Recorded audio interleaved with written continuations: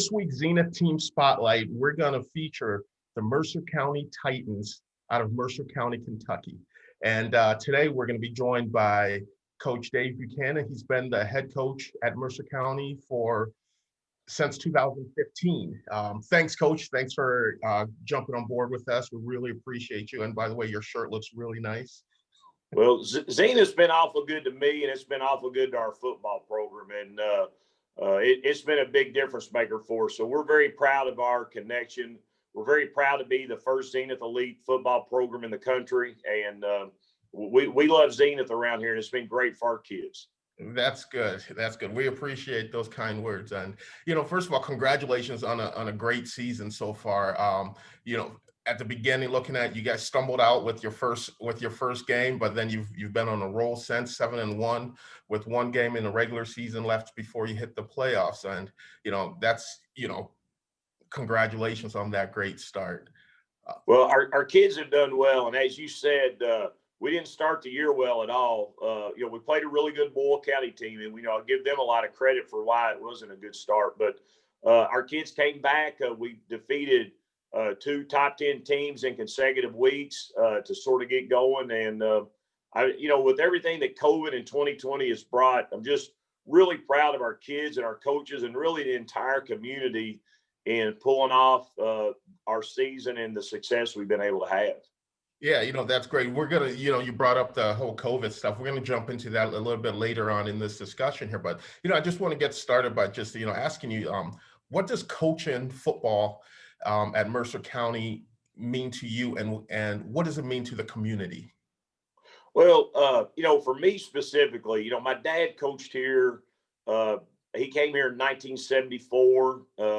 At the old county school, had the first two winning seasons in school history in 74 and 75. So I was 9 years old when we moved here. And then in the old city school, Harrisburg High School, Harrisburg High had great football for a long, long time and had some great players in their program. And Coach Alvis Johnson was their coach for, I believe, about a quarter of a century, if not more, and just did a wonderful job there. So, football is a big deal in our community. We love it. It's definitely something that brings our community together. And I tell you what, in 2020, to have 5 Friday night home football games has really meant a lot to our community, and it's been great for us. That's great. That's awesome. It's definitely something.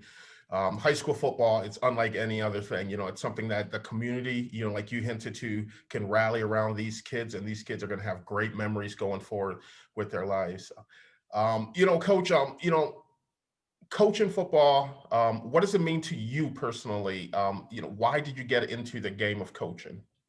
Well, I think it was sort of in the cards because my dad was a high school coach, Boyle and Mercer, and I love being around his teams and his players. But I got my degree in economics and was planning on doing something else. But I was at the Fellowship of Christian Athletes summer conference the summer of '86, and I went to hear Coach Sharp, Bill Sharp, who had been at Virginia Tech, coach with Bear Bryant. And to make a long story short, he talked about championship teams. And I asked him a question. I said, well, here's what he said. He said, the championship teams he'd been on with at Alabama, he said, the players love the players love the coaches love the players, and the coaches love the coaches. And, I just raised my hand. I asked him, I said, hey, how did you get that to happen?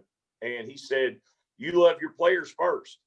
And it was really cool. But I really felt like God was calling me into coaching. And because I was really sort of headed down a different path. And but after that moment, I really felt like that's what God wanted me to do. And, I'm looking at it now, I guess 34 years later, I think I'm glad I was paying attention because God's really blessed me. And I've been very fortunate to be around these young men in these communities and coach high school football. Yeah, that's terrific. Especially, all through the coaching ranks and all through different norms and societies throughout the country. A lot of these kids, their coaches, sometimes the father figure that they have to look up to. So I really commend you. And, high school coaches don't get into it for the money. They get into it for the love of the game and for the kids. And you certainly display that, through just talking to you and, obviously for as long as you've been in the coaching world. Yeah. So also too, you brought up the fact about, how COVID changed things around. You said you've been in coaching for, over 30 years. And through 30 years, I guarantee you've seen a lot of different things in life, but nothing quite like what this summer has been, with it. So how did that affect your off-season preparation? And also going into the season, how has it affected your practice preparation? Well, I mean, it's been exhausting. It's just been so different. We've screened every player and coach before every workout in practice. To get around some of the requirements with school, we've had days our guys had to be here by 5:45 a.m. That's been the big thing. The thing that's really been hard is, you want to become a team and you want to pull everybody together. And our kids, we've got really good team chemistry and they want to hang out and they want to be around each other. But, we can't use the locker room like we used to. They can't be in the locker room. They can grab their stuff. They got to get out. They can't be in the parking lot together. And it's exhausting because we're constantly making sure their mask is up, making sure they're staying 6 feet apart. And, it's been really tough because you're really sort of asking them to do things that's very counterintuitive to building a football team. But I'll say this: we sort of hung our hat on this from the beginning. We said whoever handles COVID the best is going to give themselves the best opportunity to win a state championship. And I've got to commend our kids and coaches and our community. The parents have been great adjusting. For example, and we're going to do it again. We'll practice from 6 a.m. to about 7:10 a.m.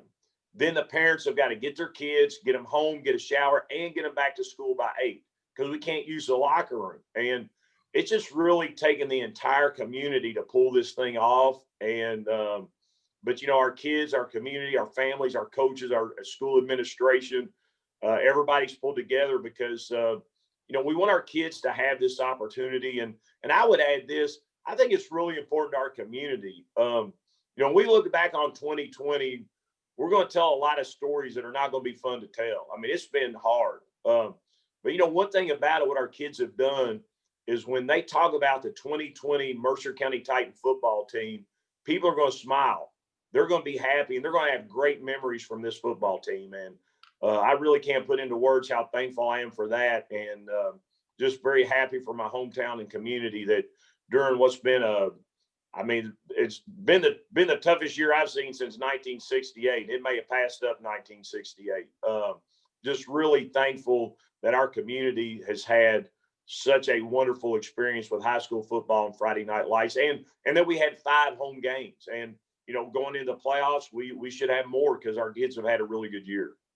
Yeah, definitely. And when you talk about, the fact that the kids can't use the locker room and all those things, it just jogs memories of, when you're sitting 10, 15, 20 years from now, you're not talking about, hey, remember when we ran power on, this team. You talk about, hey, remember that time in the locker room when this kid was goofing off this way.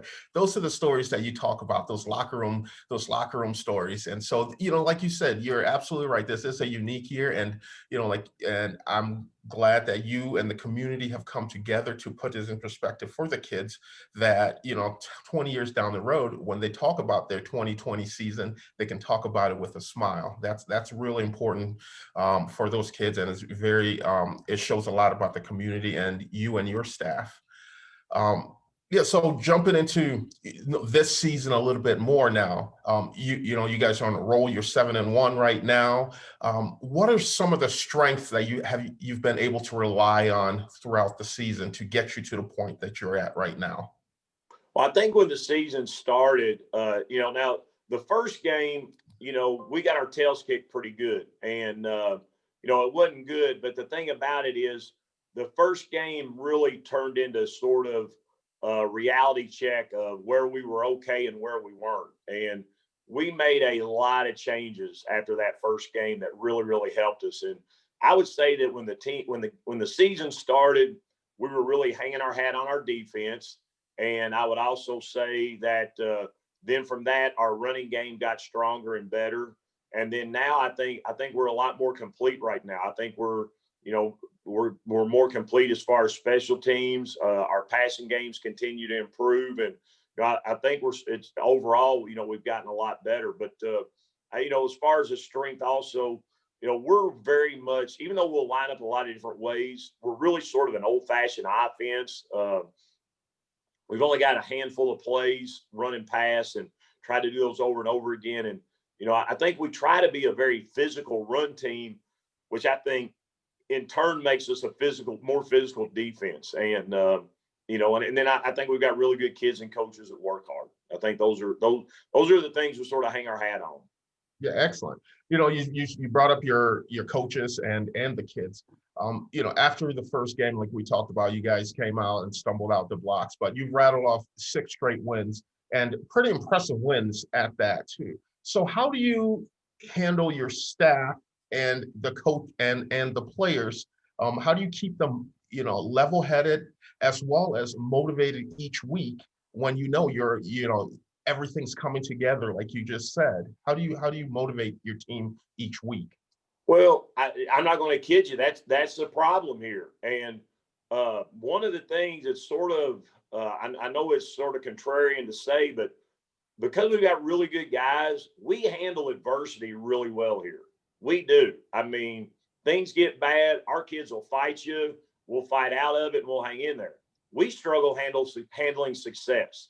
It's sad, but that's what we struggle with. And I'm pretty honest with them about it, and we talk about it. We're pretty open, but really though, I guess the best approach, or what I'm trying to get us to do, is to take it one day at a time and say today is about us getting better. And it's really not even about Friday night. It's not even really about our opponent. Every day is about, okay, it's Monday, Tuesday, Wednesday, Thursday. Did Mercer County get better? And that's sort of what we're after. And if we're focused every day on getting better, then we shouldn't get too wrapped up in what our record is. And when I've had bad teams in the past, I had a team. We had a 7-game losing streak, and I told them, I said, guys, our record is by definition, that is the past. That is the past. What matters is what are we going to do moving forward. And so we're just really trying to take a one day at a time approach. And I hate to admit this. I'm in my 29th year as a head coach, but I get butterflies every day before practice. And I wish I didn't. I really wish a lot of times I wasn't wired like I'm wired, because it's sort of exhausting. But every day is big. Every day matters. We have to get better every day. There's no such thing as, hey, we're going to coast today. Hey, we won big. And I try to help our guys get that mindset, which is, that's a difficult mindset for a 15 and 16-year-old kid, but that's what we're trying to do. Right. And, you mentioned the fact that you've been, 29 years as a coach, as a head coach.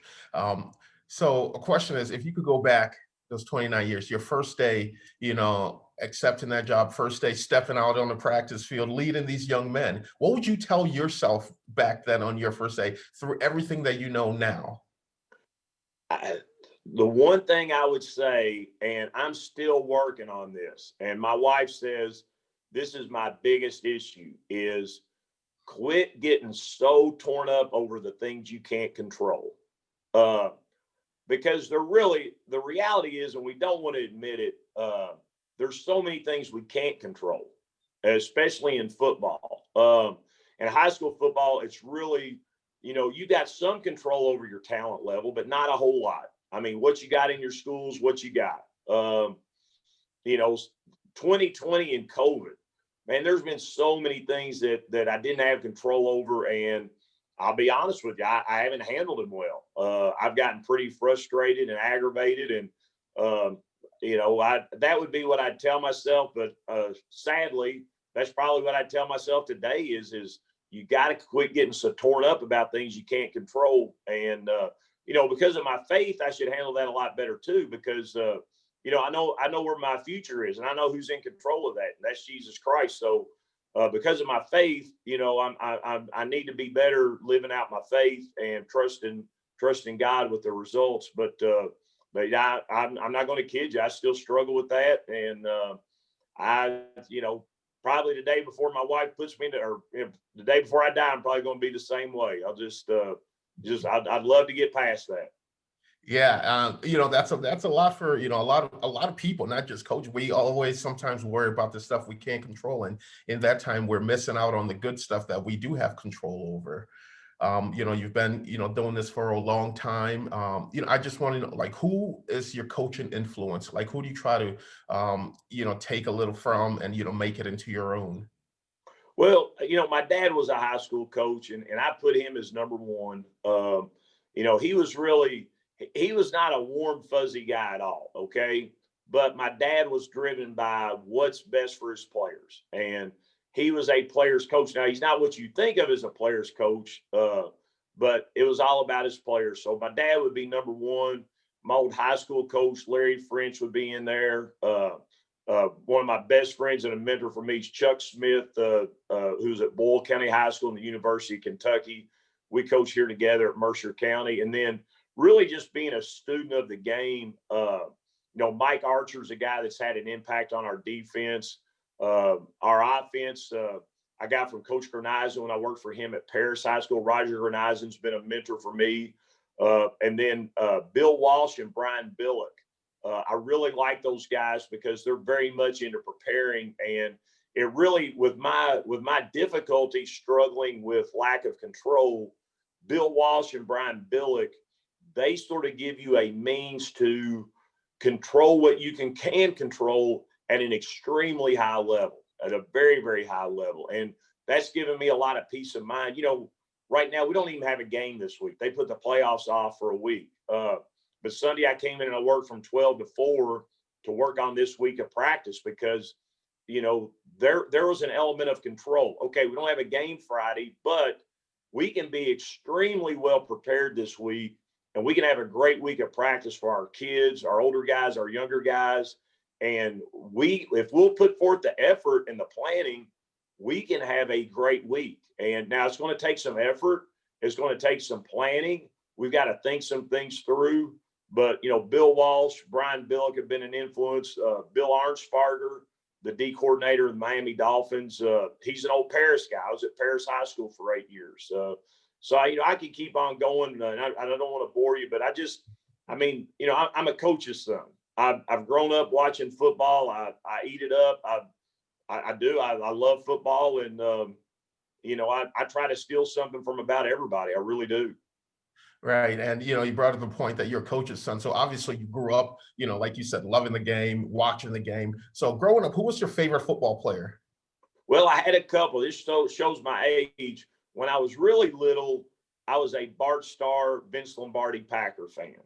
And I was a little guy. And then when that time ended for them, I became a Fran Tarkington, Minnesota Vikings, and Bud Grant fan. And I guess I'm still sort of a Vikings fan. It's not quite the same, because things change so much. And not just Tarkington, Chuck Foreman, Carl Eller, Alan Page. There were some great players, Jim Marshall, that were on those old Viking teams, and loved watching them. But, really those guys. And I tell you, a quarterback I loved, even though he's a lot different style, and I could never be like him, was Stedman Shealy at Alabama. Man, that guy ran a triple option. J.C. Watts, man, I'd love to have been those guys.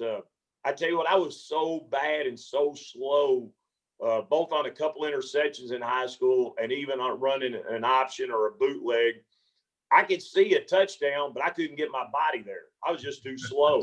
And but I love watching those guys that could run. And I never could. It's like my brain could get there, but my body wasn't even going to get close.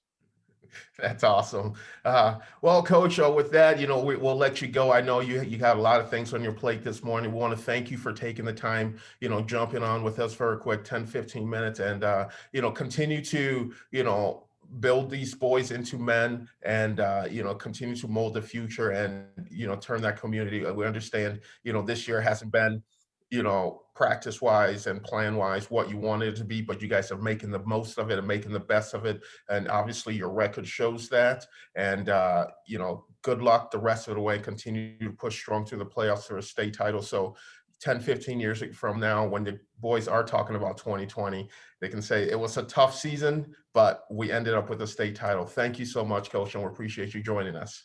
Well, and one last thing I want to say, I've been with Xenith now, I think for over 10 years. We started with Xenith in Mason County and have never been disappointed in the product, the service, the reconditioning.